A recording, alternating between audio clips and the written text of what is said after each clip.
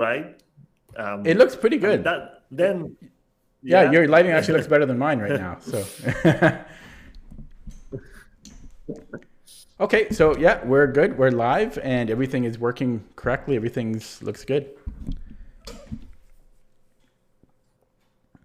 Okay, great. So I went through some of your games from, I think today or the last 2 or 3 days. I don't quite remember. They are all just very recent. Well, of course, as always, I basically concentrated on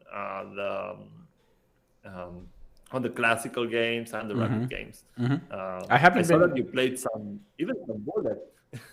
Yeah, I haven't been playing too. Yeah, I set a new personal best on Bullet, just for that reason.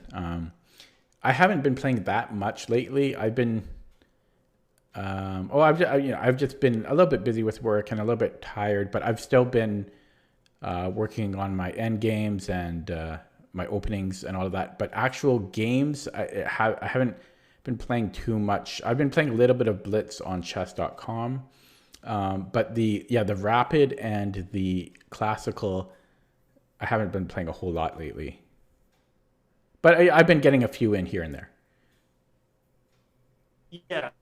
I saw you don't have as many games as what you usually do. Yeah. But still, there's plenty to see here. I want your positional assessment. Okay. On the next samples. Okay. They're all from these games. And that's the first thing we're going to do today. I chose some moments that I think are critical. And you will have to decide. You were playing white in this game. You're paired against 2073 player. Equality is good. You might remember this because... Oh, I definitely remember. I think this one is the most recent. Yeah. Okay. You're to play now. This was silly. This game was because I was crushing him out of the opening, and then I think this was a 10-minute game. Yeah, it was, and then I just let those A and B pawns kind of harass me, and then I actually got into trouble, and then I think I outplayed him in the end game, but I gave him a lot of chances with these A and B pawns.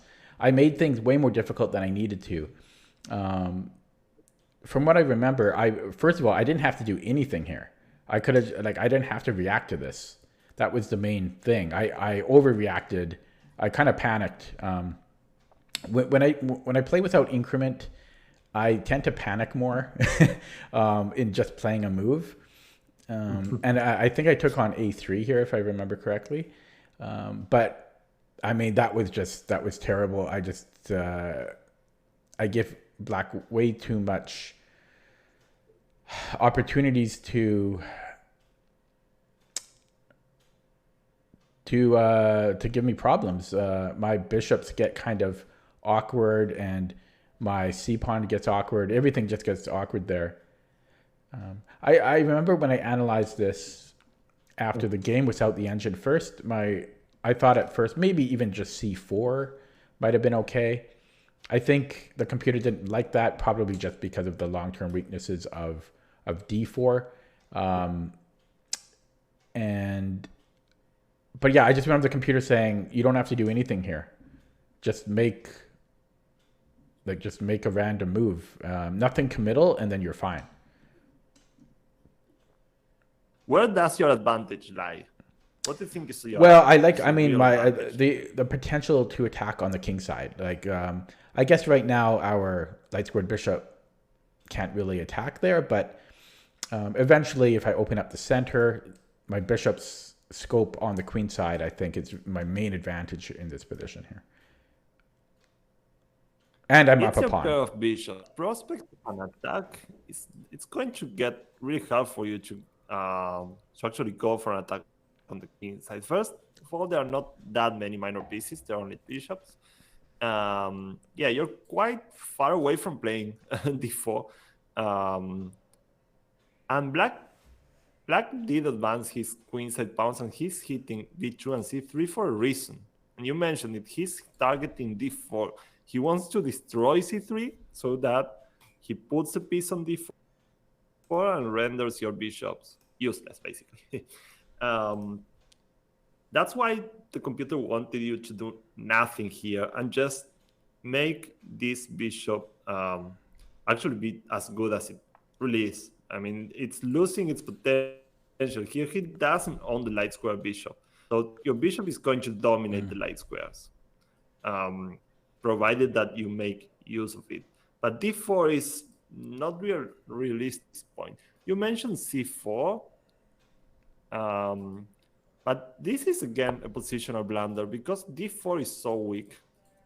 And now your light square bishop is not nearly as good as it could be. I mean, black is going to get a blockade on dark squares. This is what he was aiming for. He can play bishop c5, put the knight on d4, and he owns the dark squares. And this bishop is going to look pretty lame.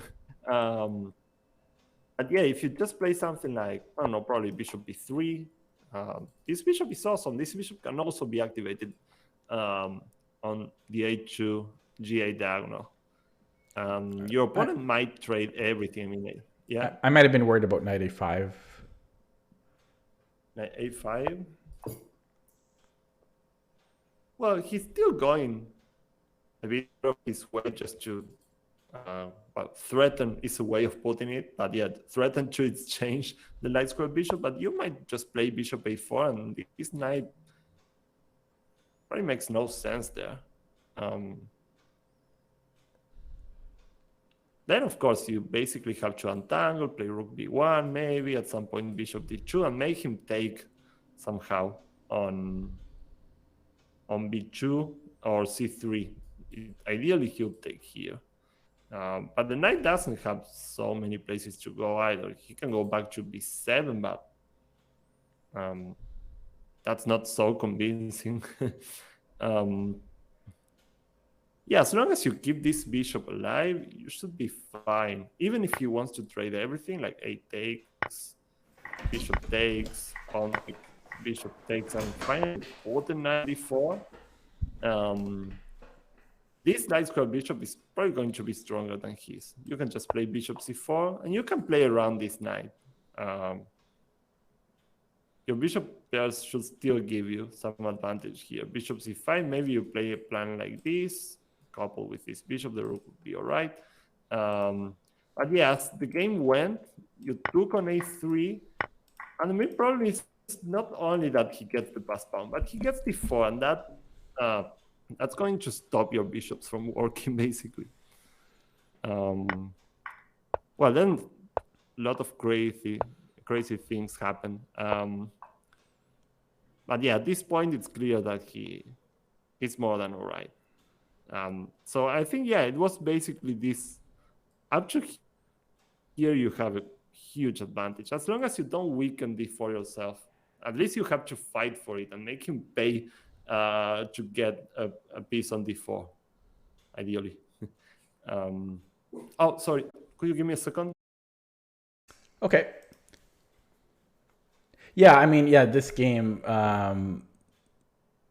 that was annoying to deal with. I couldn't, it was very frustrating because I was just completely winning the opening, and then I'm like, hey, why is he giving me so much trouble here? Like these A and B pawns he shouldn't be able to just push them. It shouldn't work, but But this also has its drawbacks for him, because when he pushes his pawn forwards, what happens? Well, they kind of get overextended. Now he has to babysit them with pieces for the rest of the game. Yeah, and even if he gets to do some damage with them and maybe exchange them, they leave weak squares behind. I mean, it's not free to just launch your pawns forward. Weak squares are going to appear. After these pawns disappear, well, there are a lot of weak light squares on his queen side. And your bishop is looking awesome. In this case, yeah, he's getting some counterplay himself. He has d4 for his pieces after these changes. But your bishop still looks way too good because, yeah, he has so many holes on light squares that it should be better than his, even if you reach some opposite color bishop situation, your bishop is probably going to be better. yeah, here you panicked. you panicked a little bit. Yeah. Yeah. And after this, yeah, it's completely different game. Now, actually, he's better. Okay, on to the next one. I'm just focusing on the critical moments. Oh, so it's.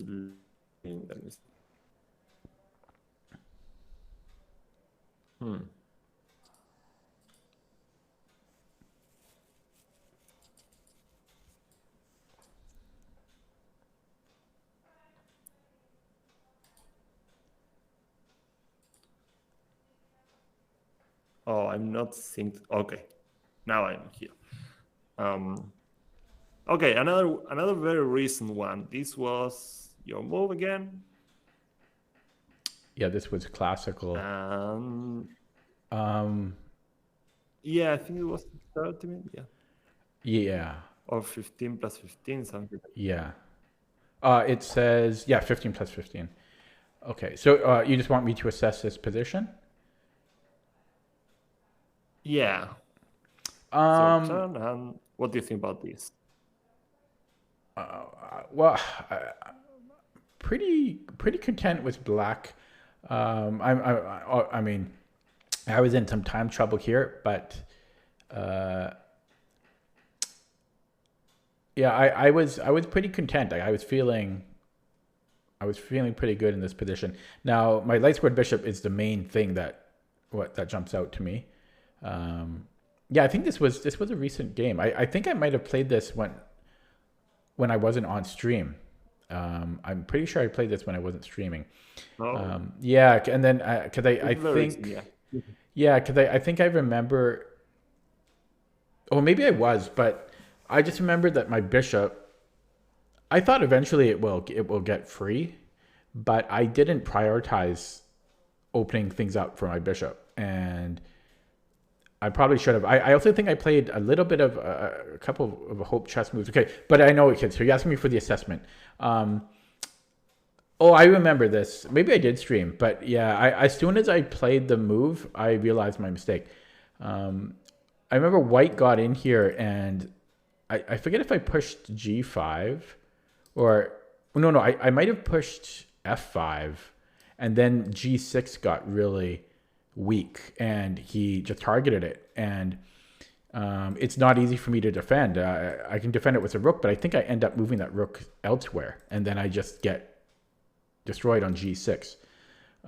But yeah, overall, not remembering what happened in the game, I like my position except for my bishop. If my bishop was improved, I'll take black here because I like the open H file, and I like the bishop versus a knight, even though there are lots of pawns on the board. There is a little bit of a weakness on the E file because, we don't have a pawn to defend that. But if I can improve my bishop, I will really like black. And what do you think is a possible plan for you here?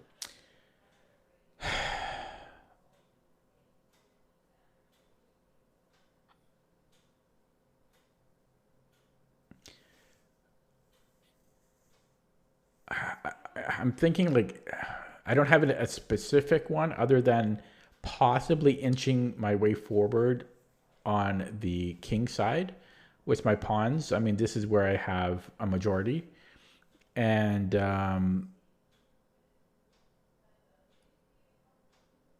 yeah, or else breaking on the E file to give my bishop some scope. Yeah, you played a different one at some point, which I was in time trouble, at this point, yeah. But you went at some point to go for big4 much later. But it makes sense because it's a minority attack. Yeah. You're trying to be weakened, and you can improve this aces. Which is probably the one that makes most sense here.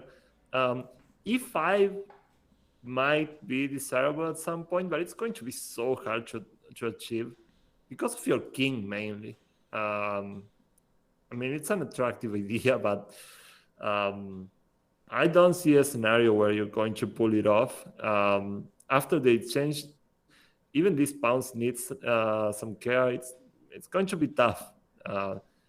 It's not so easy right now. If you play rook a8, for example, rook g3, and the g6 pawn is suffering, you even have some tactical issues to make it work. Well, white doesn't. I mean, if you think about his plans, which you should, it's not like he has many targets. I mean, yeah, e6 is something that kind of make your pieces be tied down to it, but that's all. And it's not easy or even possible maybe to add more pressure to it. You have more than the means necessary to defend it. Rook g3, you're going to counter that with rook h6. You're not even going to do something crazy and start bouncing pawns. At least you don't need to. So it's not so easy for white to do anything at all. But your rooks seem to be good for timing where they are. This one is defending e6. You can always play rook h6 to defend g6. So maybe, yeah, you can think about pushing before, preparing maybe with queen b6 and then maybe b4. But the thing is, you need to be very careful when you're going to touch your pawns here. First of all, because, yeah, your king is behind them. Second, because they are quite solid. You're defending all the squares in front of them. And this is a really nice structure. I mean, I really prefer this pawn on g6 than on h7 now. Because from g6, you have the open file, and you add control of important squares. But you played f5, which is probably the worst positional mistake you can make here by pushing a pawn. G5 more reasonable. Not only g6 that's weak. There is one particular square that makes your position just terrible here. Yeah, well, e5. Yeah. If you were worried about this bishop, now this bishop is basically that. Yeah. It was pretty much instant regret as soon as I pushed it. Yeah, it's a really bad hole because you have nothing to take control of it, or even to just fight for it. It's going to take time, but a knight is going to land here, and that will be just a situation of an excellent knight versus a completely irrelevant bishop. So yeah, this was a big positional mistake. I mean, f5 is something that you should grab your hand and not allow yourself to play. Another good advice is that when you're in too much trouble, time trouble, sorry, then the last thing you want to do is to make a decision about pushing the pawn like this. If you can make normal moves that don't weaken your position and don't compromise your pawn structure, all the better. So avoid committal moves in time pressure. Yeah, especially pawn moves. The Russians were very clear about that. The Soviet players always said that in time trouble, you don't touch your pawns unless you need to, or unless it's very advantageous to do it. But here, I wonder why f5. I think I was I think my idea was, I saw that I had potential target on h2, and I thought, okay, maybe we can inch forward with a bit of a pawn storm and push them back. This was my idea, something like this. I was hoping for like g5f. Yeah, I was hoping for something like this. Yeah, you didn't notice that this was. No, I mean, I would never make this. I would never make this decision if I had more time, certainly.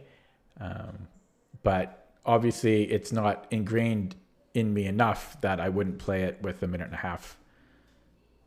Yeah, that's right. I mean, the goal is that you see a file and say, "Oh no." Yeah, So the goal is that even in bullet, I won't make such a move. I should hate it so much that even in bullet, I say no. It's like dropping a queen. I should look at it like that. But Exactly, because it's just visually wrong. I mean, it's clear that he's put a piece here. You have no counterplay whatsoever. Your minor piece is just going to be worse, and you have no counterplay after this. You were all right, though. I mean, you were right to like your position here because there's nothing wrong with it. It's probably close to equal. I don't know, but I still find it more pleasant to play with black because you do have some targets. I mean, this idea of playing for the minority attack. You play for the minority attack here because you have this half open file, which actually gives you some space advantage on the queen side. So it's only natural that you push b4 and you try to make to create a weakness on c3. You have a clear plan, sort of, and well, white not so much because he has some points to put pressure on, but he doesn't seem to have the means. It's not going to happen that easily. I don't know, maybe queen d6, so you keep targeting this, and he can't even start bringing the knight. G6, so? G6, G3, I mean, yeah. Oh, knight G3? No, just G3, I meant. Oh, G3, yeah. G3. Well, again, this is a concession by his. Now his knight has less options, and his rook. Yeah. For example, if he goes all the way to f3, or well, I don't know where that knight is going actually. Yeah. But now, F3. for example, rook g3 is not available. Yeah. Yeah, and you might even think about playing g5 yourself without this rook being the problem. If this bishop gets active, then these light squares could be a problem. You might even think about, I don't know, defending sits with this bishop and doubling rooks on the h file. Just keep with your usual plan and play for b4. You have a lot of flexibility here. That's what I like about your position. He has to be careful. I mean, this makes the knight more flexible. It can go anywhere now, but it's still somewhat committal. So yeah, I mean, probably Stockfish just says equal. If I have to guess what this position, how this position is evaluated, but I really like black from a human perspective. But yeah, after this, a lot happened again. So this should be a fairly easy win for white, provided that he doesn't hang a piece or something. But yeah, knight f4 is coming, and that should be it. He kind of got a bit greedy. I don't see why not just play knight f4. Well, yeah, I thought queen g5 and then knight f4. Yeah, still looks impressive. Queen takes. It takes c6 around here. Oh, yeah, I remember. Yeah. Oh, yeah. This was a swindle. Yeah, I had two swindles on this day. I thought he might fall for this, and he did. Yeah, probably. Let me see. Around here, he has to. Well, I think he was fine there. He just didn't. But he took on e8. Yeah. But again, from a human perspective, I'll probably take this. And I'm going to put the knight on e5. I don't know how this is going to work for you. For the time being, you have to defend the rook, I guess. Rook e8.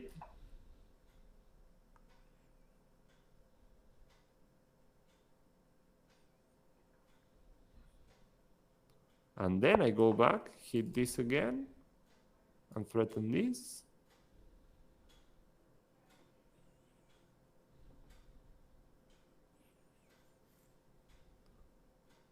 Don't really know if it's the same, because if you play this move now, then we can just take on e6 and that's it. So I guess it might be a little easier, though this still looks crashing. I don't think you should survive here or anything. But I don't know, maybe knight takes e6 is the answer here. Don't quite remember. What do you think? I don't know. I'm looking at knight h5 is interesting even.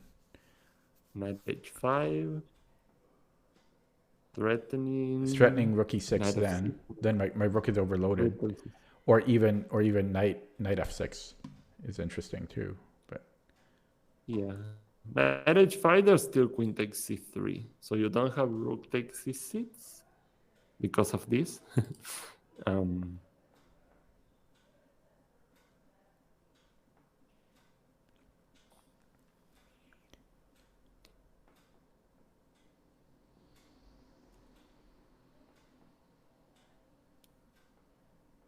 I don't know if there's much to look into here. I mean, knight takes. If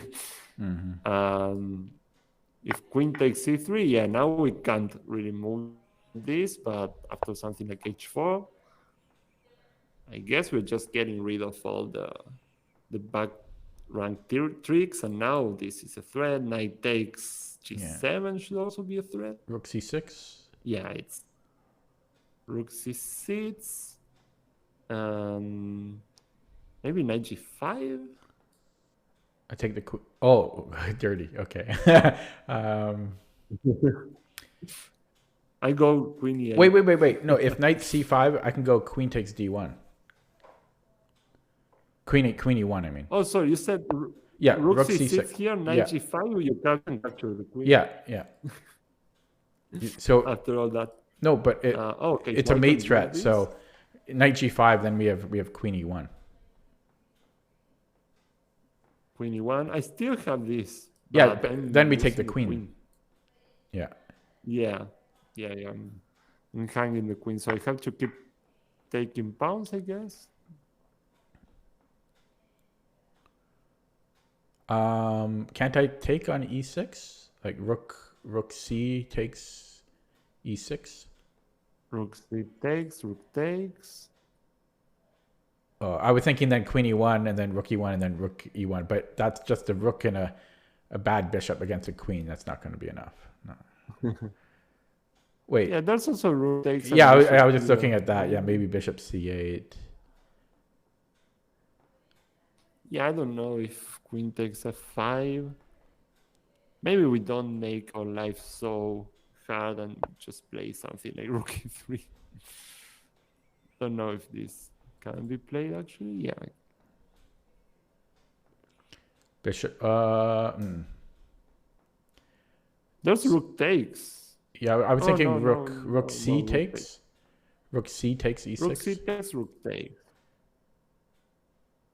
Yeah, but then rook takes. Yeah.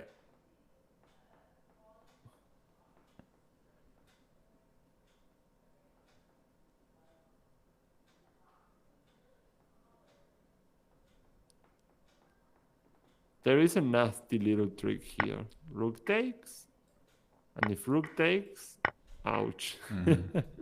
This queen is hanging here all the time. So, yeah, we probably need to take it out of there. There are still tricks to be careful about, I guess. It's not so easy. Maybe we get the rook out of the first rank with rook 1 e3. You can give a check, but king h2 and all the threats remain. So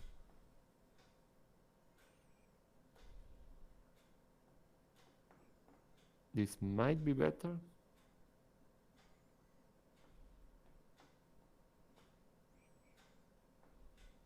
I don't know. Yeah, maybe we take on e6 and we end up with a rook and a bishop versus a queen, but that should be losing, right? Like yeah, the queen is just too active. It's almost good enough because we have the A and the B pawns, but yeah, the queen is going to threaten this bishop too far. Yeah.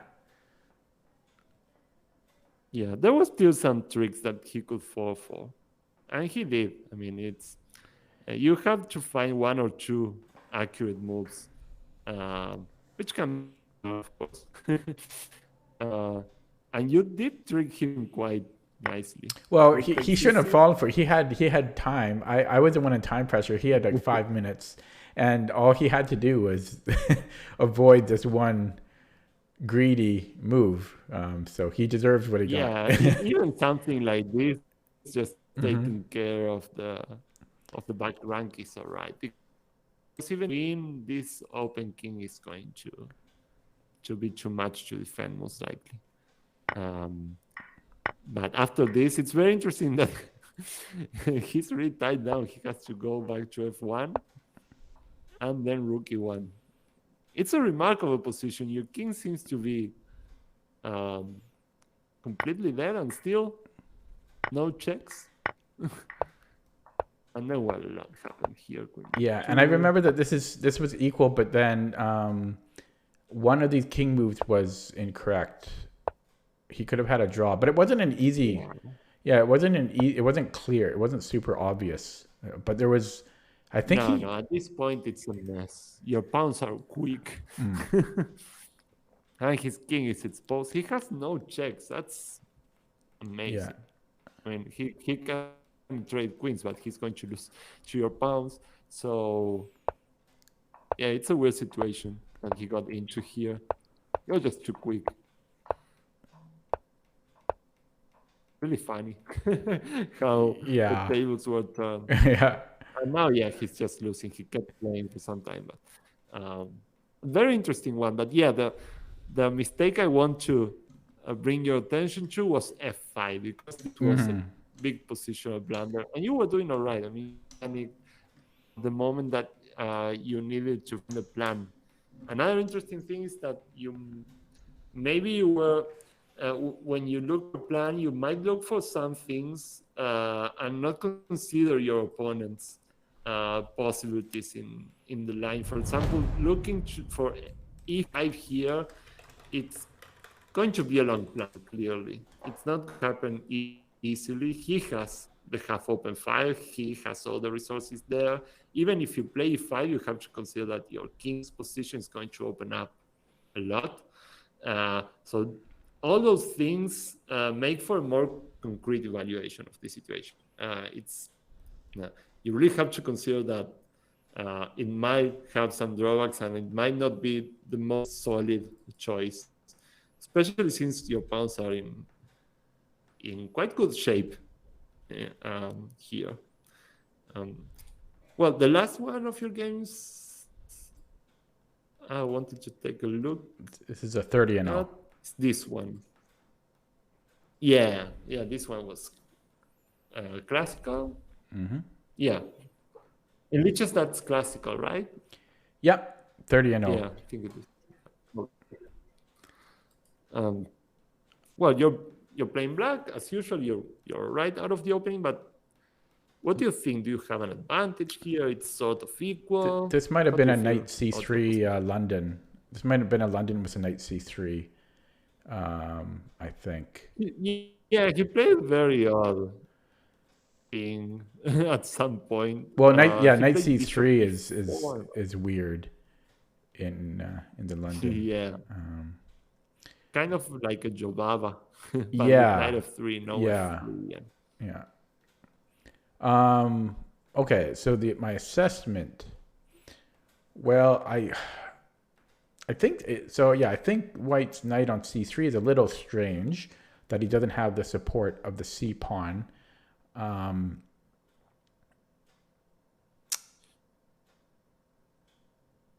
My light squared bishop has a lot of potential. It's just waiting for the d file, the d pawn to open up. My dark squared bishop is a little bit awkward, but it's not terrible.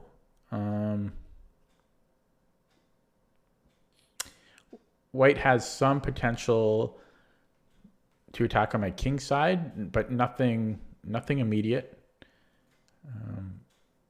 Overall, I mean, I've got the bishop pair as well. And I guess like knight e5 is something that I have to be concerned about. I do have knight d7 in response. So I don't really want to move my knight right now. Do you there on many pieces? Yeah, I don't know if I mind that so much. I think I can live with that if that happens. If he gets a knight to e5. One day I might play f6 when I'm ready. Yeah. I don't know. What do you think is likely to happen to this pawn structure?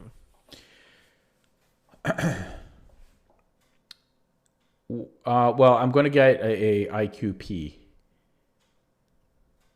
Unless I play like C4. Yeah, unless I play like C4.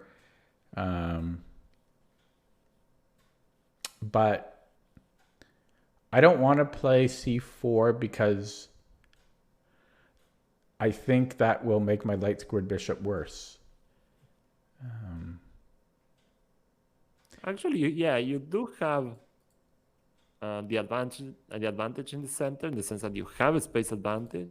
You have these two. And do you think White is gonna want to trade the D and C pawns at some point? Is it part of his plan somehow?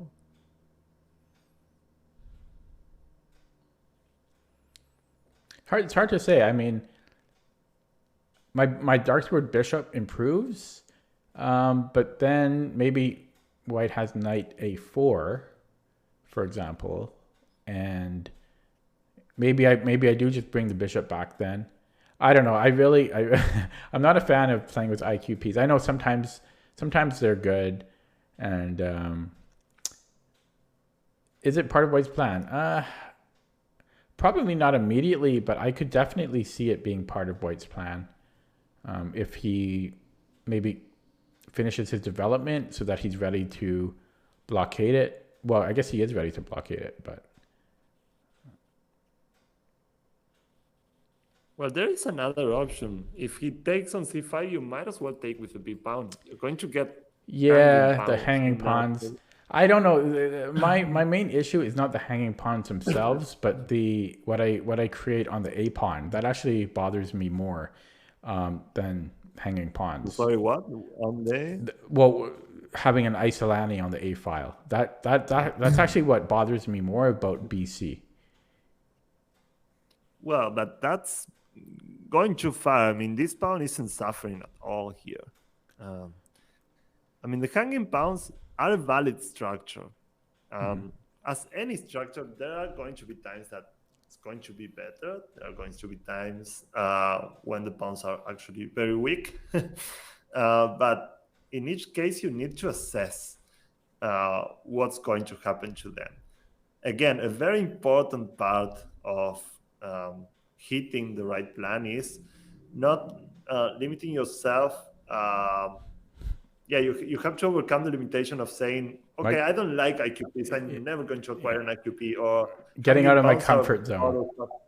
Yeah, exactly. And you need to acquire more structures in that sense. That might be something to work on so that you feel more confident in these situations. Because now it's quite clear to me that White's only chance is to get to give you an isolated pawn or hanging pawns and put pressure on them. Otherwise, your position is beautiful here. I mean, you do have the pair of bishops. You have more space in the center thanks to, well, that's quite a typical feature of the IQP or the hanging pawns. They do give you more space. And if White does nothing about this, you're just going to improve. I mean, G6, these bishops go to G6, to H3, sorry. Then, I don't know, if he does nothing, I see myself playing A6, bishop D6, queen C7, I don't know. Maybe knight E4. This is part of the idea. What is White going to do? He's just going to be, losing a lot of, of space, and your pieces are going to get very active, which is you're aiming for with this structure. So D takes C or D takes C, bishop takes is something that that's going to never happen here. C4, yeah, I don't know if it's that terrible, but I tend to agree with you. This is definitely the idea. It's not good to your light square bishop. White suddenly doesn't feel the pressure on D4 anymore. So I think it's better for you to play for that structure. Consider that if the hanging pawns or the IQP are strong or weak, have a lot to do with the chances of your opponent to put pressure on them. And without him having the pair of bishops, and with this strange knight on c3, which is not position, doesn't look quite likely that d5 is going to suffer much. Let's say you go for, I don't know, bishop d6, which is natural. You get the bishop out of here. 95 would be my if worry. If knight d5, you can always go to d8. I don't know. This is not ideal with the rook on a8, but what is the knight doing on b5 anyway? But it's probably going to go back. But knight e5 is my concern here. Knight b or e? E. Knight e5. But still not threatening anything. I guess we can play a6.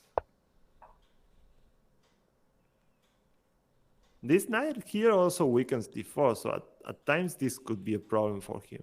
I don't know if it isn't so immediately. For example, c takes d, queen takes d, bishop here, and d4 is something that immediately has to be considered. Then your bishop suddenly becomes alive.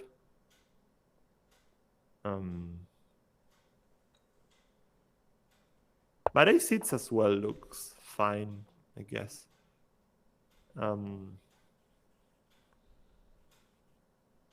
I'm just thinking about a way of making normal moves, improving little by little. This is always going to be a problem. What do you think about f4 here? f4? Well, this is a weakening move. This is something I wouldn't mind seeing. I mean, it's not like we're going to take e5 away from him. And he's definitely overextending. I like seeing this king now in the shape it is. For example, he takes d, now he can't really take with the queen. Yeah. But he might still have this, for example, 92. But then, I don't know, 94, knight takes bishop c5.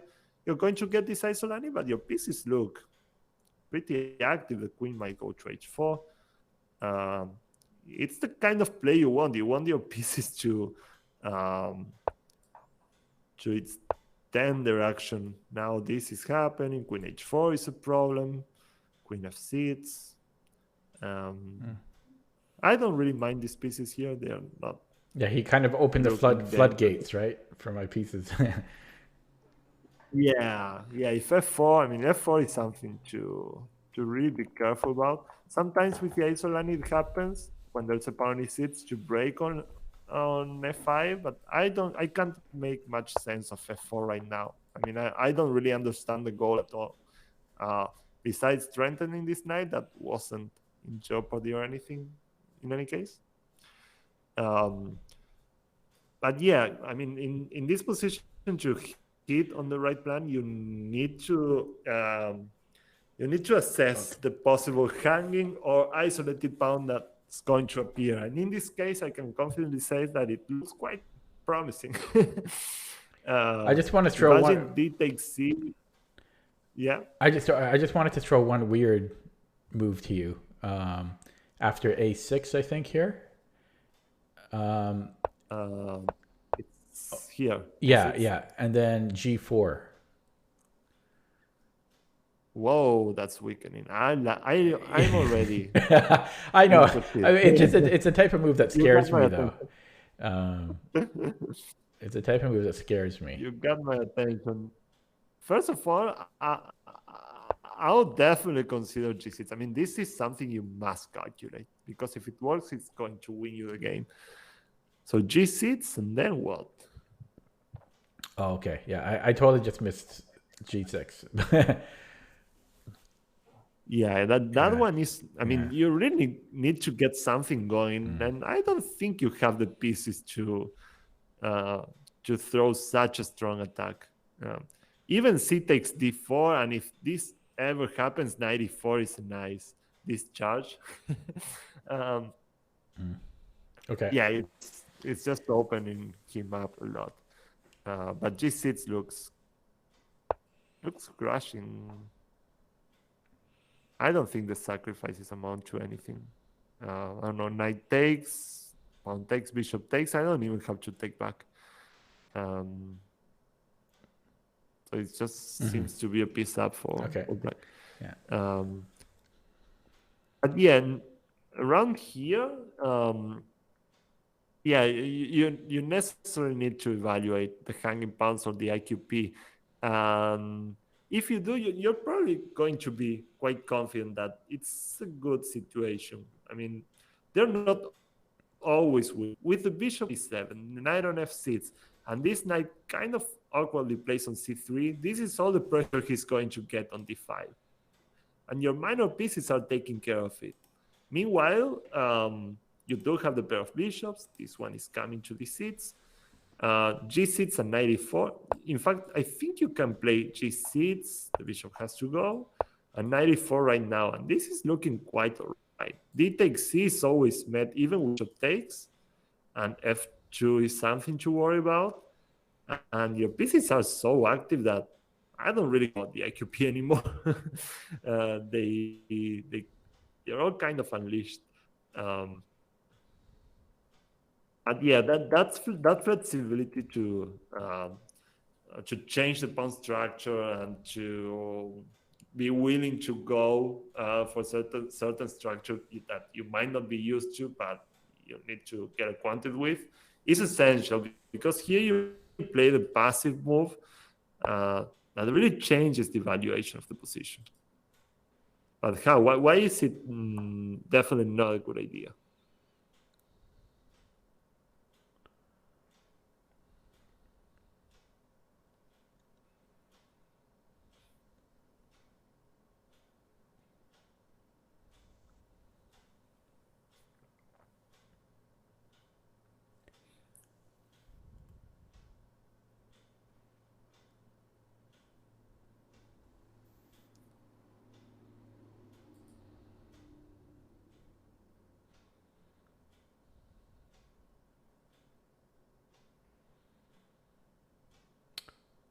Maybe because after if white takes, then he can take on c5.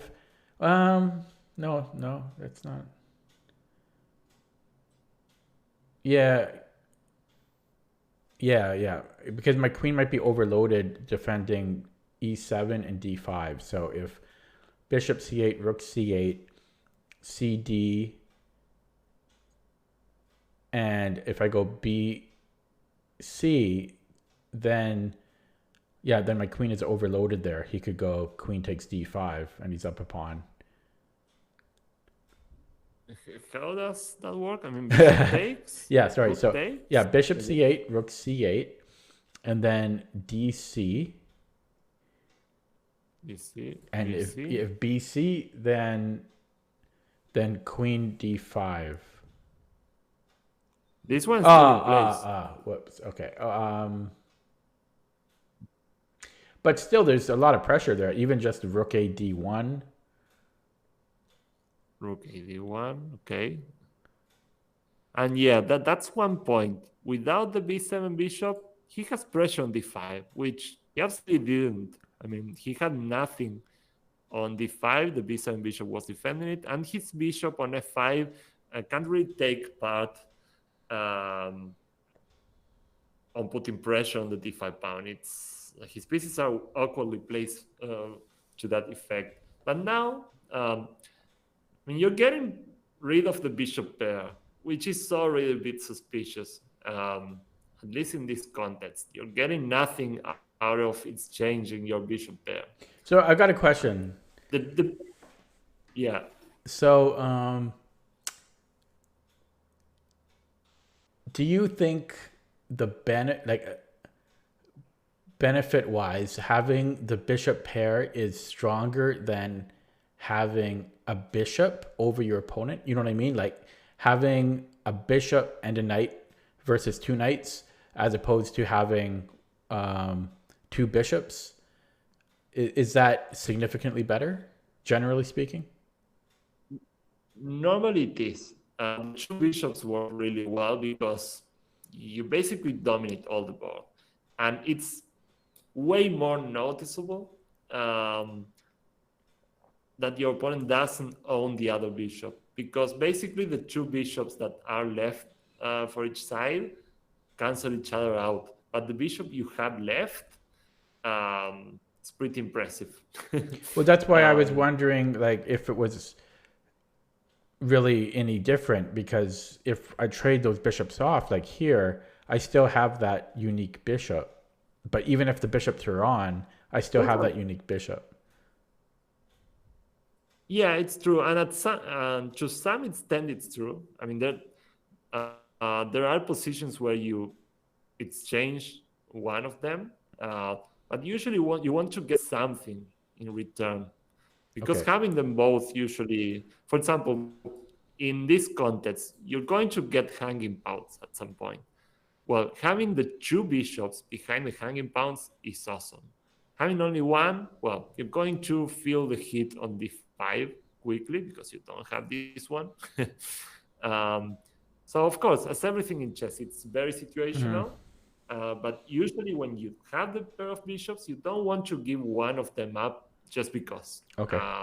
Normally you want to get another positional imbalance in your favor for it. The problem here is that your bishop might look restricted, but these pawns are really mobile. There's a lot of tension. So these pawns are going to disappear. This bishop also helps you play 94 at some point. Maybe it's bishop h3, 94. Your bishop is really useful.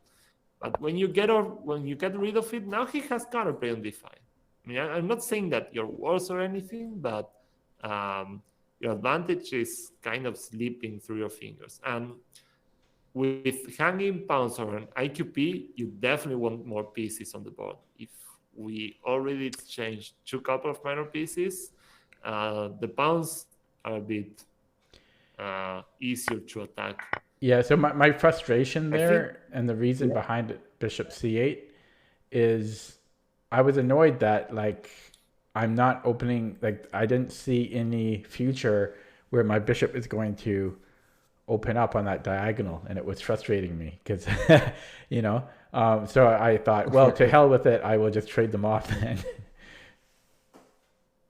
Yeah, one way of seeing it, I'm not panicking over this bishop being blocked by someone, is that it's doing a lot. I mean, not only it's defending an important central pawn, it's also exerting some influence, a lot of influence on e4. Ideally, normally you put knight on e4 in these situations with an IQP or hanging pawns even. And it's looking quite powerful, and that's thanks to your bishop also. Without this bishop on b7, you're not really putting up a fight for d5 or e4 whatsoever.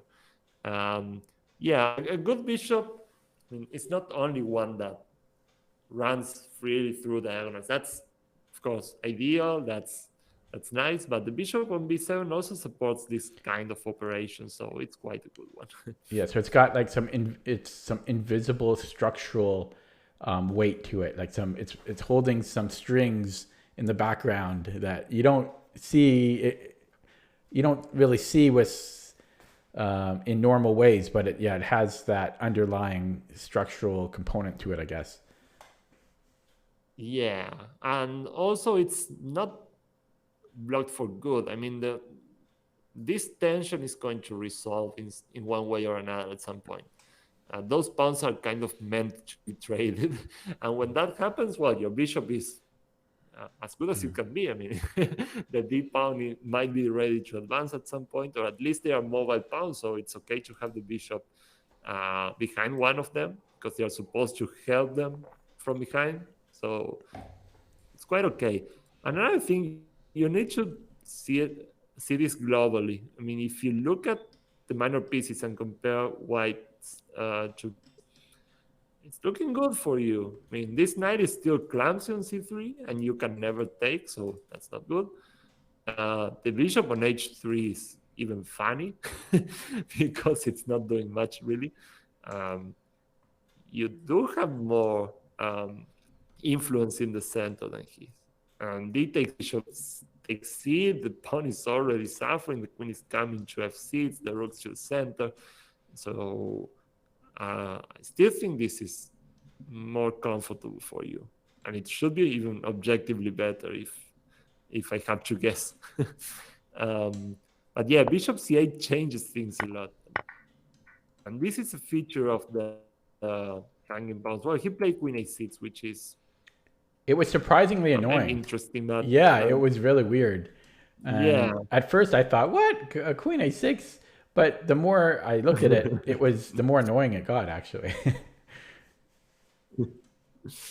But the good thing about it is that he kind of took his focus out of d5, which is good. I mean, I found it more challenging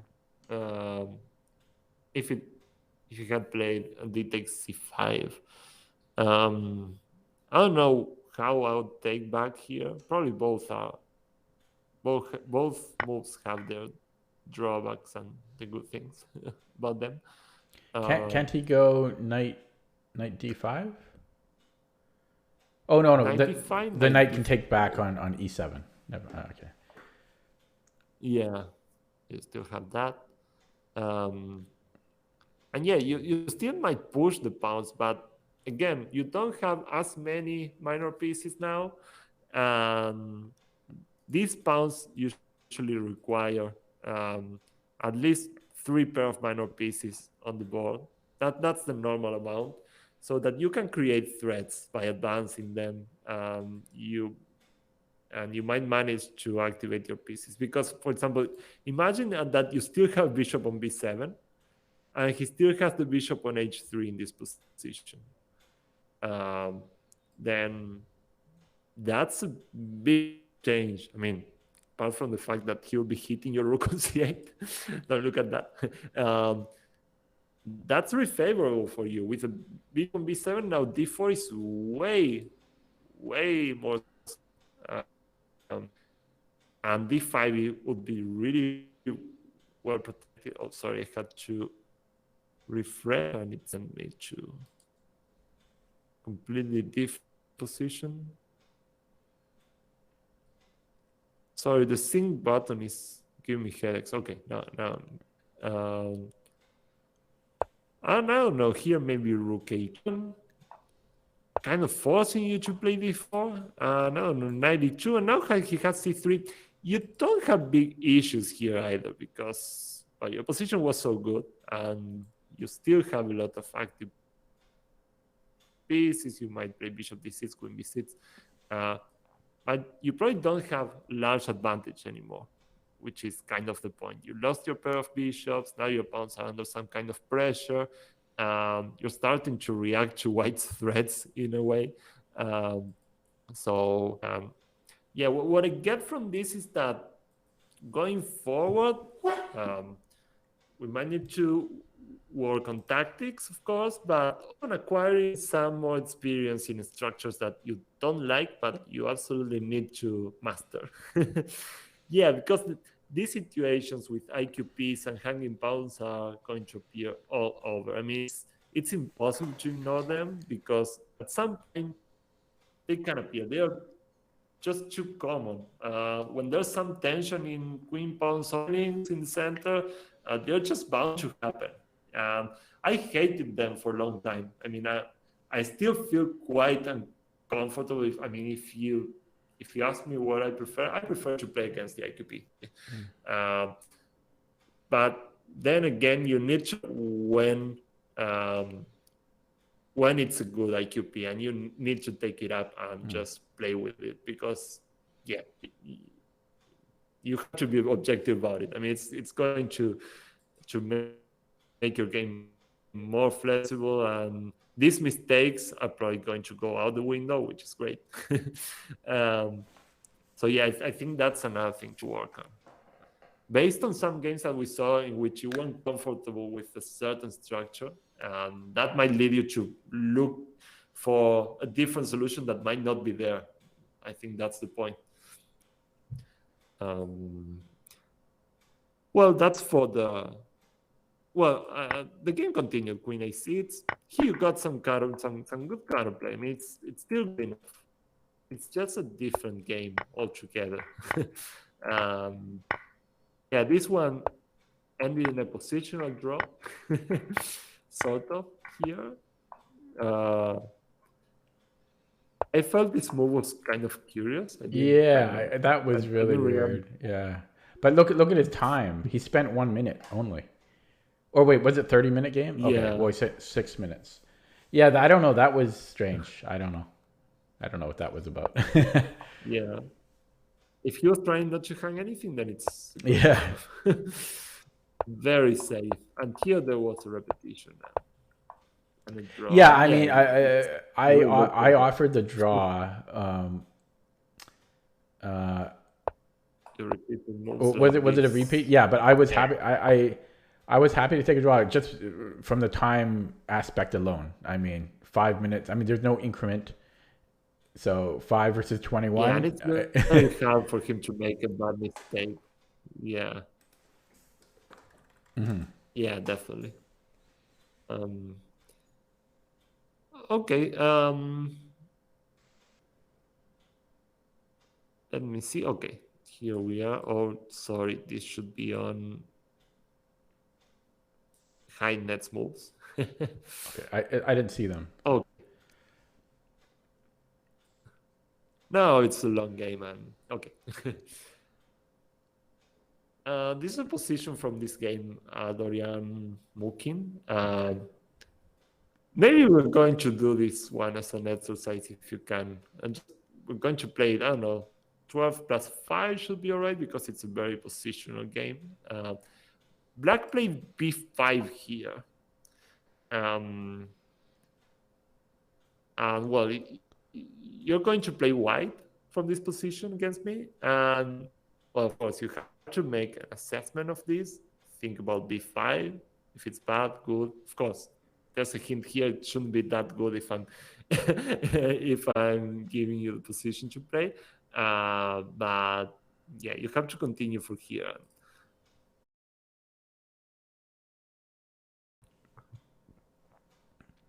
Okay, now I'm going to send the challenge. I got it. Okay. 12 plus 5. Whoops.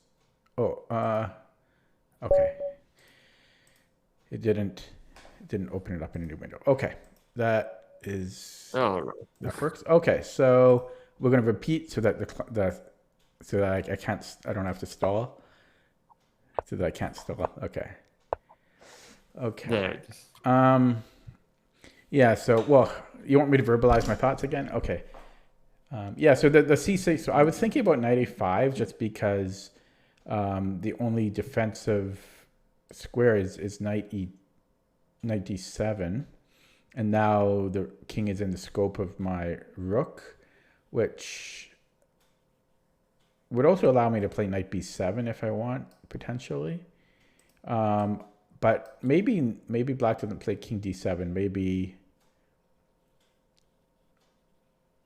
Maybe black plays c5, potentially.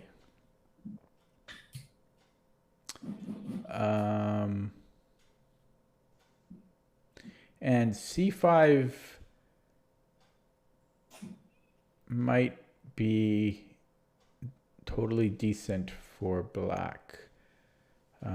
So I'm not so sure if I want to commit to knight a5. Knight a5, c5, I'm not so sure about that.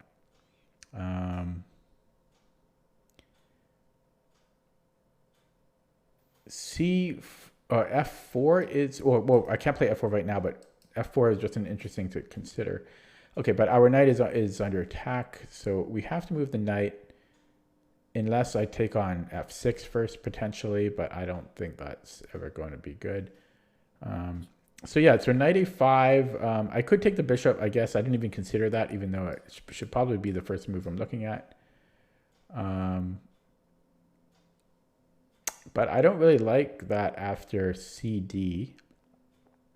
I mean, I guess we create a backwards pawn, or I guess that's technically a backwards pawn. Knight takes d6, c takes d6, and then if I go rook a d1, it's not easy for him to defend. I guess he could play king c7. So maybe it is easy for him to defend.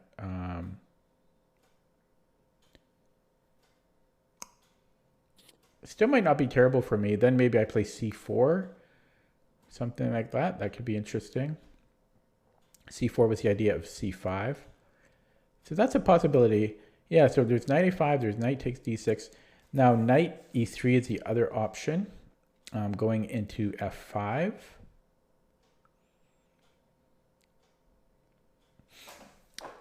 Which also seems very reasonable.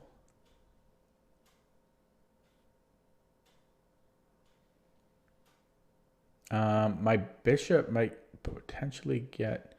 I don't know, that also seems very reasonable. Knight e3.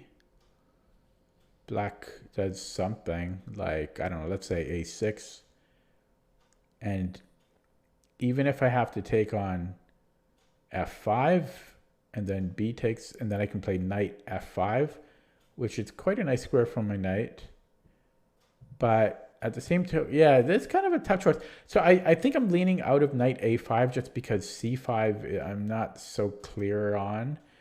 So I'm kind of between knight e3 and knight takes d6. Now, what if he takes with the rook instead of the pawn? Knight takes d6, rook takes d6. I guess I could then play rook a d1. So knight takes d6, rook takes d6, rook a d1.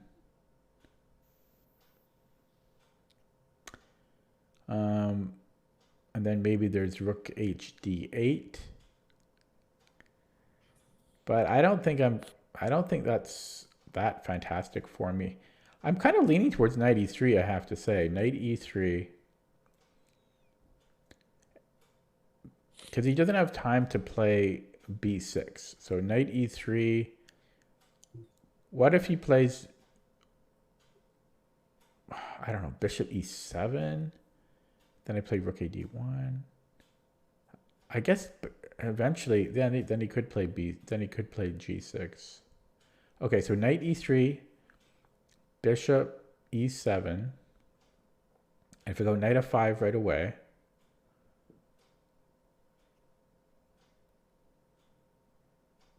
Okay, well, yeah, I think I'm going to go with this now. This is the first move, so I hope this isn't a mistake, but I'm going to go with this plan. I don't know if Alessandro is cringing here, because if b5 was a blunder, I don't know. I could have just cashed in. If it was a positional one, so it's not that terrible. Okay. It's still playable, sort of.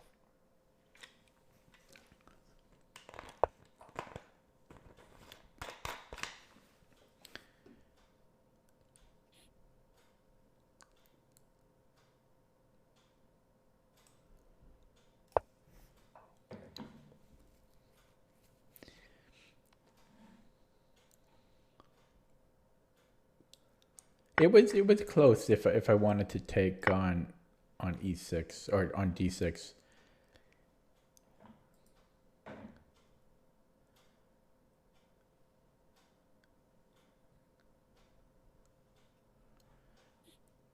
The longer his bishop stays alive, the more I will regret not taking on d6, I guess.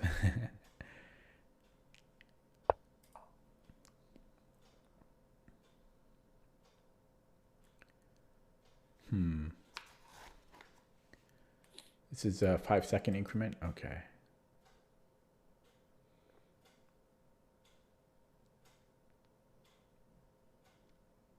Yeah, a6 might be a pain soon. I might have to move my king close.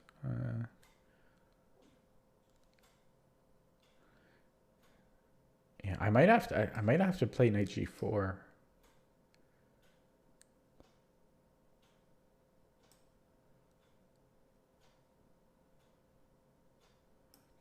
Yeah, knight g4.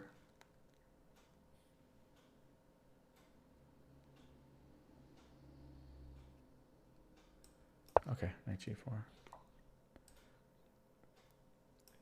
You're hanging a pawn there, an important one.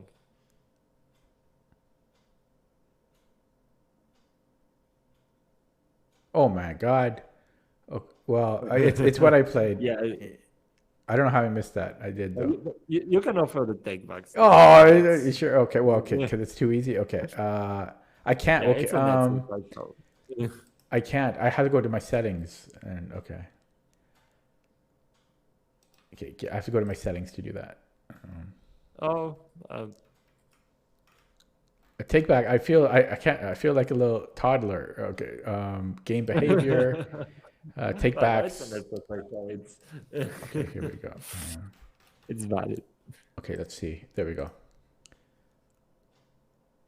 Okay, and then I'll put it on disable again. Wait, I just want to go take backs never. Okay. Okay. Yeah. I don't know how I missed that. Okay. Well, let's see.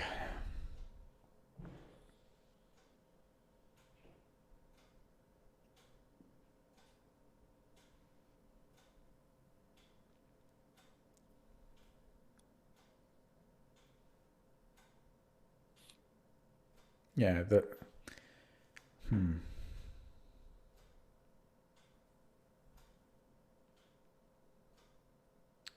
What about rook c3 here? Well, do I have to worry about this? Let's see. I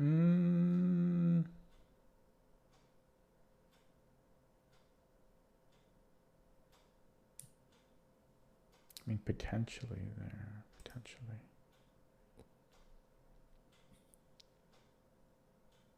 Okay, I feel like I'm going to make no. Well, rook c3. There's bishop d4. So that's out.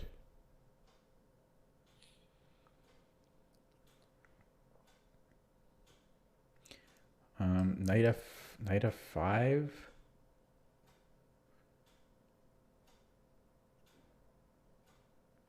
I almost wonder if there's then knight e4 takes, and then b6. I'm not super clear on that. But I think the more important thing is, the only thing I'm doing here with the knight on f5 is blocking the rook.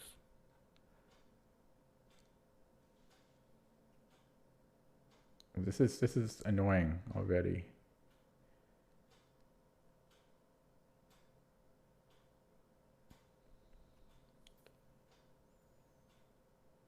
I mean, I could take on f6. And if he takes the pawn, then I can play knight f5, which is probably terrible for me. But if he takes with the rook, that's not good. Unless I play knight g4, but then there's just there's rook e6. And I don't like that. I don't see good long-term prospects for that. I mean, it's almost playable, but I don't know. This just looks crappy already. I'm inclined to move my king, and I have to make a move very quickly. But if I move, it just seems like such a slow move.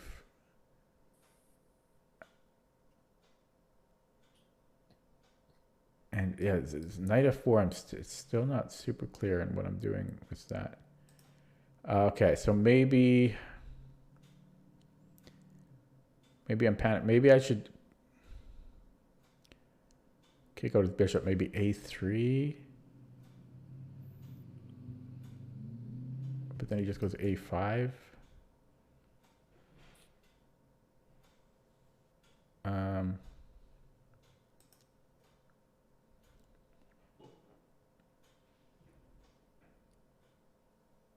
Have no clue what to do. a3, a5.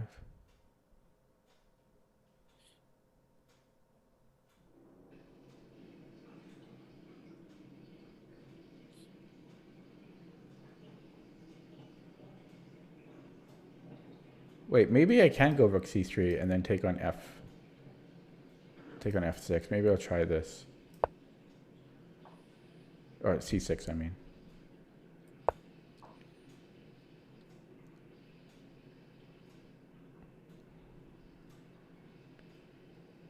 This is such an annoying position.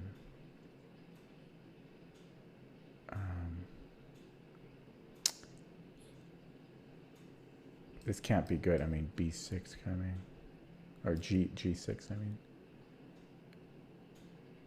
maybe I could attack and then can I defend it somehow later? Well, it is defended one. Okay, it is defended. Okay, maybe I'll try that. Maybe this is. I don't know. I'm in time pressure already. Yeah, he does go for it. I could give a check, and then king here, and then that's the end of that.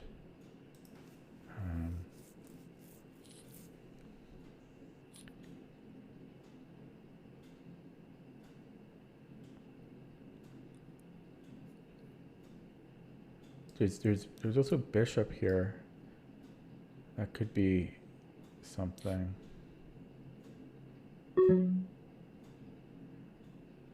That's super committal, though. I mean, that's I don't know about that. That's maybe he attacks my rook then. That's okay. I'm gonna go for it. I don't know. I got 50 seconds. It's a very committal move, though. I don't know. This is asking for trouble. Not playing. This isn't playing safe. Okay.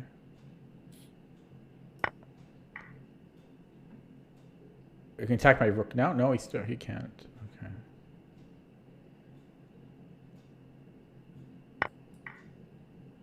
Okay.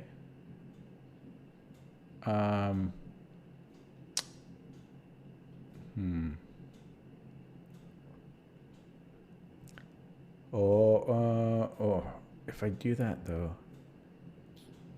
Okay, I'm going to take, because I want to keep lines open for my bishop. Whoops, I dropped a pawn. Oh well, it's okay. It's okay. Now, should I do a tempo move? But then I'm committing there if he pushes his pawn. Okay, so let's take.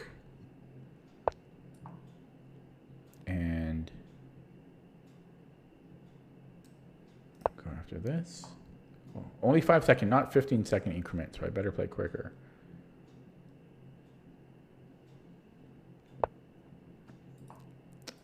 Oh my god, my rook only has 1 square. Although, I could almost go after his rook here. Tit for tat.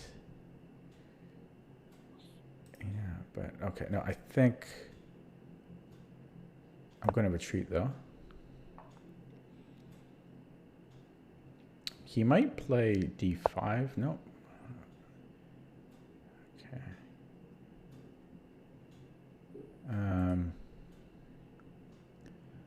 My rook is not well placed. Okay, let's get my king. Oh boy, he couldn't wait to play that move. How quickly he played it. He enjoyed that. Oh my god, my time. Okay, I got it. Okay, I got to play quick, get some increment going. I got 3 seconds. Okay, let's just, I just have to make legal moves. Okay, look at this. Oh, this slow moves. Getting my rook active. At least I got a few seconds back on board.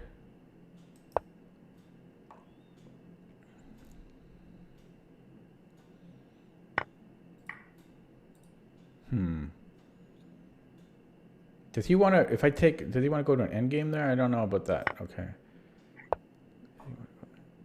Okay, let's go.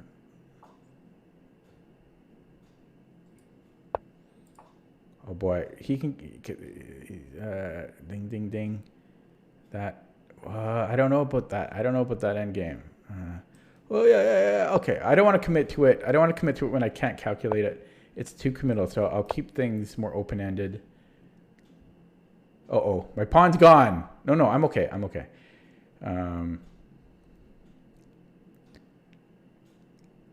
Yeah. I didn't want to commit to the rook trade when I couldn't calculate that in time. Because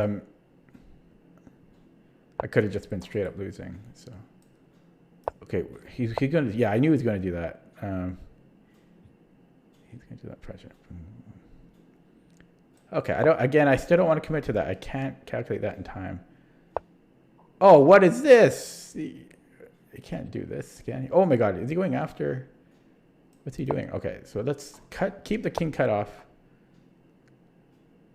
And okay, let's give a check, get some increment, and see. Oh no, that is not cool. Okay,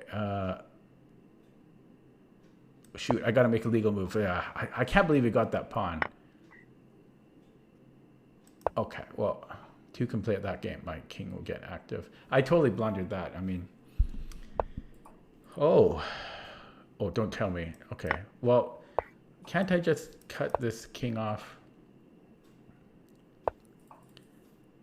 Now, what's this about?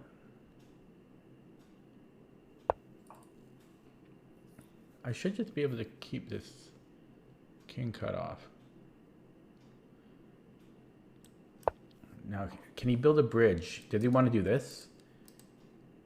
Or something? Yeah, oh, wait. Okay. No, it doesn't work. Okay. Should I go behind? Go behind my pawn.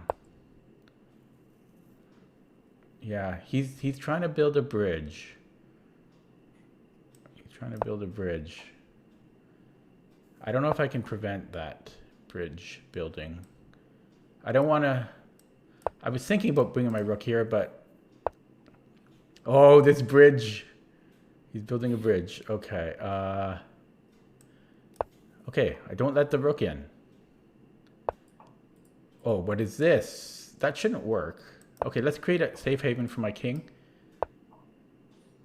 Oh, wait, no. This shouldn't... So the question is, how does he get his rook here? How did he do that? He's going to have to trick me with these pawns. Yeah. Okay. Yeah, because I just did a chapter, Dvoretsky's Endgame Manual here. Now, this is probably losing for white. My king can never come in here because... Okay, let's trade pawns. I think I want pawns off the board. And I will push us. Yeah, see, I'm nervous about that. Check, and then he comes here. So I say, no, you shall not pass. And, oh, gotta make a move, gotta make a legal move. I almost flagged. Yeah, oh, that's a tough choice. Oh, God, I really want to take those pawns. Oh, he's tempting me. He's really tempting me. Okay, I can't help myself. Okay, let's go towards his king. And his king gets out. Oh, gosh.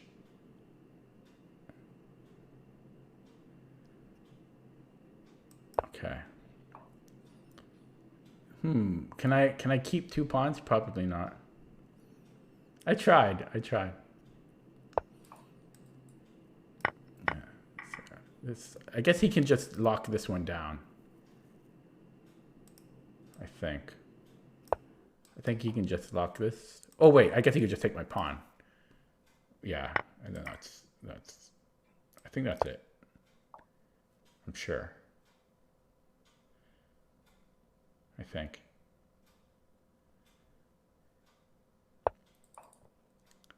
Yeah, and then that'll be... Although, give me 1 second.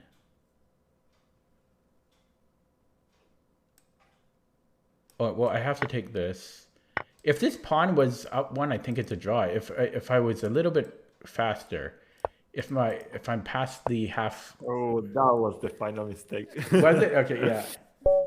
Yeah, now I got you on the 4th rank. Yeah, I was just reading this. You play yeah, I was reading this chapter. If my pawn is past the halfway point, but I think my king also has to be on this side, though. I think, right? Yeah, but there you need to play king before. I don't know if I get there in time. Probably won't. Well, where? I mean, here? King before? Let me see if I can. No, but you're just running the pawn. That's why I had to. Yeah, but in your last move, you played a4. Well, let me. Last move was a4. I will add this to the study. Oh wait, it's okay. Okay, there we go. So I'm in the study now. Oh, I'm sorry. I was adding two. I was adding it to study two. Okay, we're here. Yeah, here in this position after rook takes f5, you need to play. I don't see you in the study. Oh no? No. What am I? Oh, I put it in the wrong one. Sorry. Oh. Okay. Let me go. It's always. Oh, it's game study too. Okay. Okay, yeah. I'm here now. I'm here. But there we go.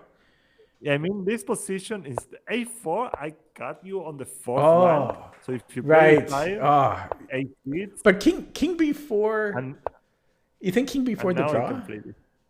You think king before the draw? I don't know, but it's the only try. The other one is a certain loss. Because if I cut you on the fourth rank, I just wait until you push the pawn all the way up to a6, and then I attack you from behind.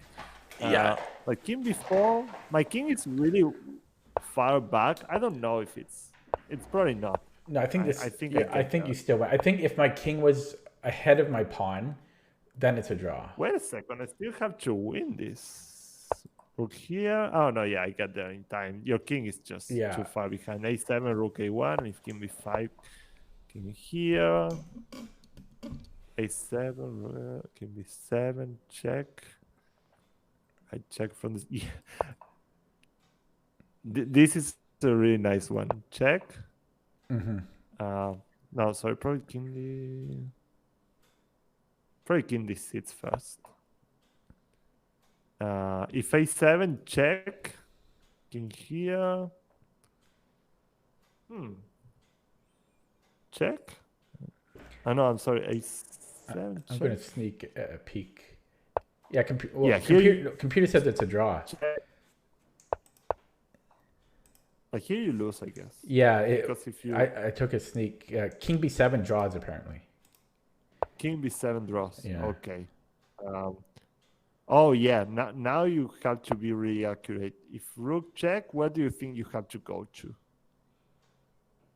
Oh, one move draw. The other one loses. I think. I know this.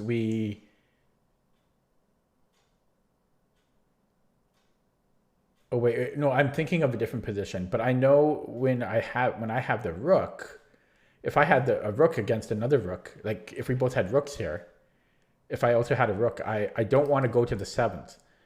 I want to keep the pawn on the 6th rank, and then. No, this is strictly the fight of a rook against the pawn. Yeah, I know, but that's what I was thinking here. If I want to keep the pawn on the 6th rank, but I'm confusing it for if I also had a rook, I think. If you go to a8 here, you just lose to king c7, a7, king b6, king b8, check. You have to go back and then some check. You don't get there in time. But if you play king c8, you don't let me go in. This is shouldering. You're shouldering me here. And you're threatening a7. Oh, yeah, I hide behind the shadow of your king. Yeah, king c6, a7. I don't have checks here. And rook a1, king b8. You're threatening this, so it's a draw. It wasn't easy. I don't know if this is a draw, but my king is very far. I don't know. King b4 might be a draw already.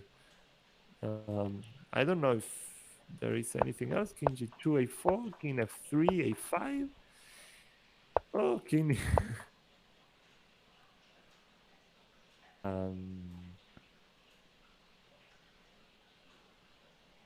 I think you get there because if king d5 now, king b5. Can I just take a look at it back here? Yeah. So king b4. What does the table guy say? I wonder. Well, I'm gonna look first because I thought the rule was. It says a draw. Yeah, I thought the rule is. Oh, it's a draw here. Yeah, I mean, I opened the base and it says. Oh, I thought it was if I thought our pawn. I was a bit suspect because my king is as far as it can be, so you might get there in time. But I thought there was something about the pawn. If the pawn is, because I was reading about in Devereaux's endgame manual, if the pawn is, I think if it's past the halfway point, then the rook can win. No, then the rook can't win it. I can't remember the rule. It really depends on the position of your king in this endgame, because there are resources as the one we saw. If you get to b7 and I don't get to d7 to give you the check and make you go in front of your pawn, then probably not going to win this. But if my king is closer, then maybe I get there in time. Wow. It requires calculation now. It really does. I wasn't sure, but king before. It's weird that this is a draw. That's weird. Yeah, I wouldn't think so, but yeah, the king was so far away that I was suspicious. I wasn't quite sure about it. I just push. And king d5, you have king d5. And against this, this move might be important. Against rook f1, king b5 is still a draw. Yeah, fortunately for you, yeah, it is. But king c5 would probably be even more accurate because it's shouldering again. You're going to b6, but you're not letting my king go any closer. So this might be even easier. At least it looks more technically right. But apparently every move draws. Surprising. Remarkable. Yeah. So if your king was if your king was one square closer, like if your king was here, then I guess you win. You should win. Yeah, I probably get there first. Yeah, definitely. But it's as far as it can be. Yeah, it's as far as it can be. It's really funny, but I'm not getting there. But a4 was the mistake. If I cut you on the 4th rank, then I can deal with this pawn only with my rook. I don't even need my king anymore. That's the rule. Oh, maybe that's what I'm thinking of. If my not the pawn, maybe if it's my king gets cut off. Yeah, if it's your king that gets behind its own 4th rank, the rook can deal with the pawn on its own because you can never get closer. And if you only push the pawn, I can go after the pawn and your king is just too far. That's the idea. Yeah. Yeah. So I think it's even does it not work for the 4th rank? I think it works here too. It's just if it doesn't pass the halfway point. Oh, what do you mean? If my king was here. No, then if your king is here, it doesn't work anymore. Your pawn goes all the way to a5. You play a6, and when you play a7, you can't attack the pawn because it's promoting already. So you don't get behind the pawn with the rook in time. I mean, if you compare it to this, now I can attack the pawn and get behind it. But if it's on a7 already, you will be just promoting. That's why it only works if I cut you on the 4th rank. If your king is already on b4, that's why I said, oh, you played a4, that's losing. But king b4 still keeps chances because your pawn gets all the way up to a5, and the rook can't deal with the pawn on its own. I need my king now. That's the main take of it. That's the main reason. Once your king got to the 4th rank, I need to get my king all the way back, and it's really far. Yeah, the annoying thing too is like in games and like even tournament games over the board, normally you're in time pressure in the end game. So normally you don't have that much time to think, even in a long classical game, right?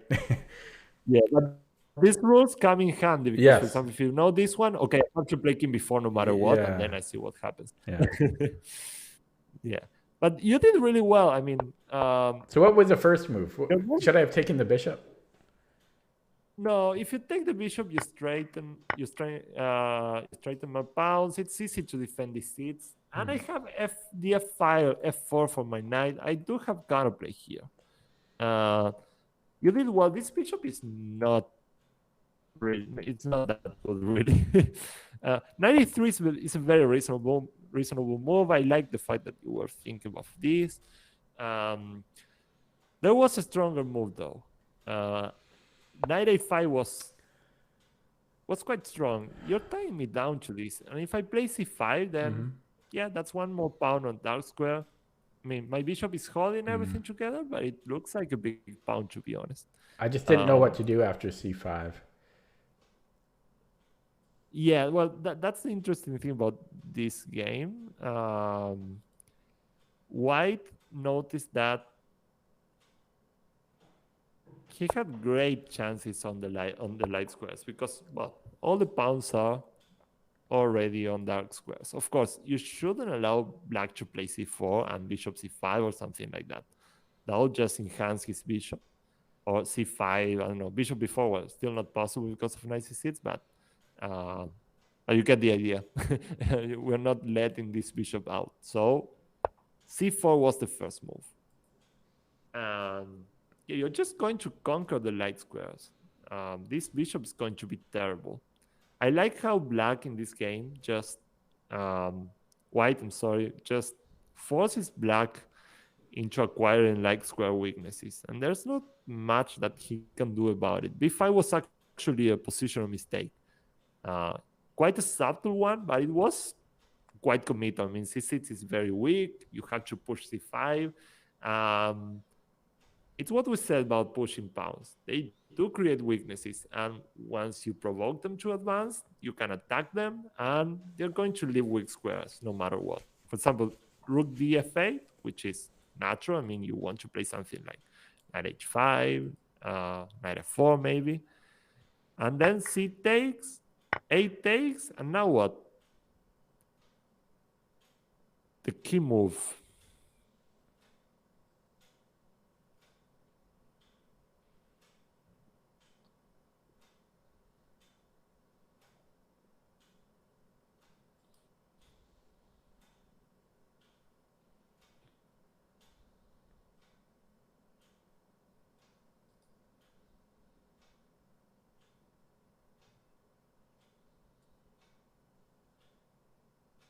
Like a4. A4 and c5 is the only thing that would worry me. Or c4, I mean. So a4, c4. I could probably just ignore it and just play like rook d1, rook 3d1. Excellent, yeah. And these pawns are just falling apart. That's exactly a4, and now you're getting c4. You're getting c4 for the knight. And yeah, c4, you just go back, and both b5 and c4 are going to fall. Black tried b takes a4, but of course this is horrible.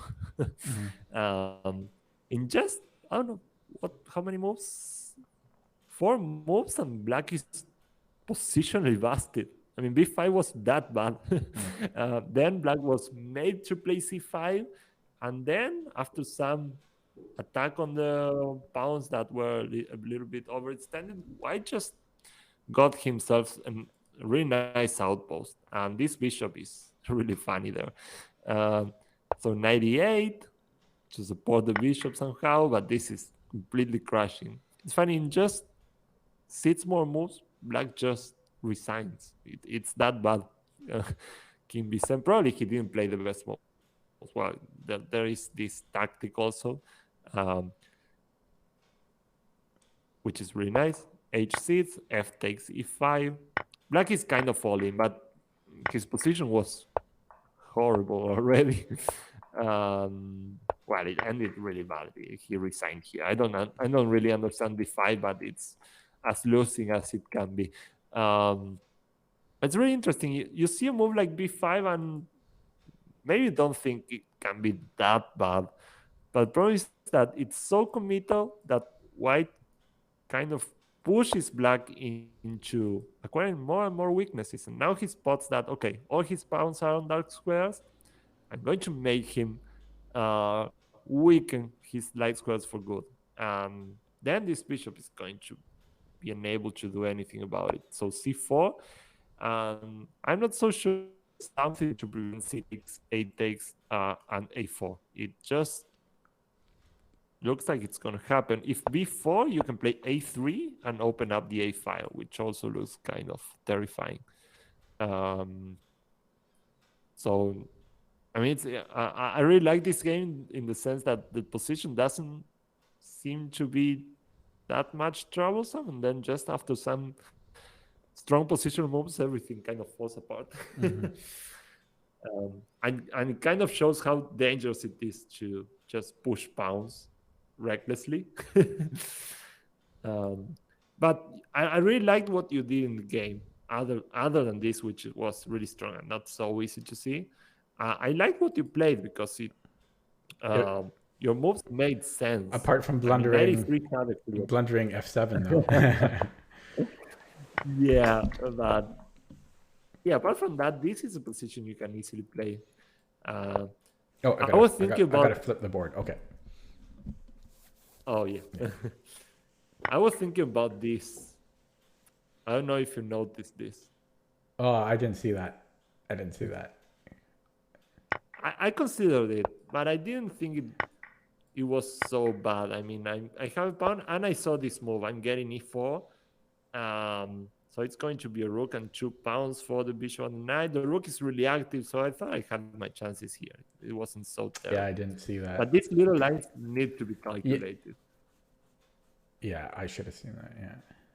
Otherwise, I'm just losing. If I don't have rook f4, for example, I might well be losing that. But it was really interesting. I mean, this is still a hard fight. I mean, it's not the best you could have gotten, but still, for 1 minute, not too bad, right? No, definitely, and your defense was great. I mean, you had seconds on the clock, and I still couldn't flag you or win clearly in the end game. So I think you defended quite well. I mean, you were on the increment, so it's really hard to defend that. But yeah, other than that, I like your reasoning here. I like the fact that you didn't go for knight takes d6. That was definitely not the idea. And you like the prospects of the knight being on f5, hitting everything. So so it was good. I just found the continuation of the game to be very instructive. Yeah, you're probably really like crossing your fingers that Tyler don't take the bishop. Yeah, that was really important. I mean, I was thinking about Yeah, I mean, I thought taking it would be fine for white, but I thought we're giving up any potential advantage if I do that. Then it's just, it just now I don't really feel like white has an advantage anymore. So I thought if we keep the knight on, this bishop is kind of awkwardly placed, and maybe we can, because I feel like white has a little bit more space and more initiative. So that's why I thought maybe we keep the knight on the board and keep black harassed. I mean, black is kind of pinned right now, and this bishop is kind of strange, and that was spot on. What knight a5 has of an advantage is that it makes this bishop even worse, almost by force. You can play king d7, but ouch, I don't know. Yeah, I mean, you saw, like, I saw king d7, but I didn't even calculate after king d7. I just assumed that white has to be better there. Yeah, even I thought even stuff just like c4 after king d7, c4. Still a move. Yeah. The problem is that after king d7, I'm not solving the problem of this pawn, because rook a d1, and I can't play king e6 and just blundering pawn. And after rook a d1, this is a threat. So I don't know. It didn't seem to be okay. I feel like I have to play c5, and if that's the case, then knight a5 achieved a lot in connection with c4, especially. Yeah, so I'm trying to remember. So after c5, I'm trying to remember. c5 here. Yeah, was it? It wasn't a4, was it? Was it a4 already? I think it is. I think. First you need to take care of You should entomb this bishop. Don't let it just come back to life again. I already forgot. Actually, when we saw the game, you hit c4. That makes this bishop very poor. It's looking really bad. And then the game followed c takes, and you win the outpost by exchanging the b5 pawn. One important thing is that c6 can't be played to just keep everything together because the pawn is hanging. So even that's not in place for black to keep his pawns together. But yeah, very well done. I still like your reasoning and the fact that you didn't take. Yeah. Okay. No, this was a good lesson. I definitely picked up a bunch of good information. Yeah, my tournament is just over 3 weeks away, so it's edging forward. I haven't been playing as much as I would like to, but I'm still getting a good amount in. I'm still, in what I do when I go to bed, I'm on my phone on Chessable, and usually going through Dvoretsky's Endgame Manual. I'm in one of the later chapters. I have the fifth. I'm in the fifth edition, and it also has the video accompaniment. So there's like 30. It's like 30 hours of video with it. By Grandmaster Erwin Lamy. Which it's nice. It's because he goes over all of the blue sections of the book and goes over it in more detail and in easier manner to just summarize everything. So I've done everything. I'm in Rook Endgames 3, and then there's maybe like 3 or 4 more chapters. There's Rook Endgames 4, and then there's I think like Rook and Bishop, and then there's a few more chapters. But yeah, basically, I'll do that before I fall asleep, and throughout the day, I'm always building on my opening repertoire, and I'll also throw in a few blitz games or rapid games during the day, mostly just so I can keep working on my opening. So I've got more openings to analyze during the day. And then in the evenings, you like working on your opening. Yeah. That's maybe in the future we should do it, but maybe from a different angle. We have to take care of structures and typical plans, but mainly connected with the pawn structure. That's going to help. That will add to the understanding of your openings. There's that I read about a third or a quarter of the book Chess Structures I mentioned it to you before. By whom? It's something Rios. Something Rios. The FIDE master, maybe. Yeah, King. No, I think he's a grandmaster. Let me check. Oh, I am thinking of a different one. Yeah, it's a common last name. Let's see. Okay, I've got here. Chess Structure, the Grandmaster's Guide. It's, well, wait, just forward. Yeah, Mauricio. I'm pretty sure he's a Grandmaster. I'm pretty confident. Wait, 1 second. The preface. Yeah, probably is. Introduction. It doesn't say, but yeah, I'm quite confident it is. Yeah, but I mean I think you would love me reading that book. Yeah, it's going to help. I mean, also the one by Marovic. It's also about chess structures that arise from different openings. Who? So this was Drazen Marovic. I think that's the author. It's a Serbian G.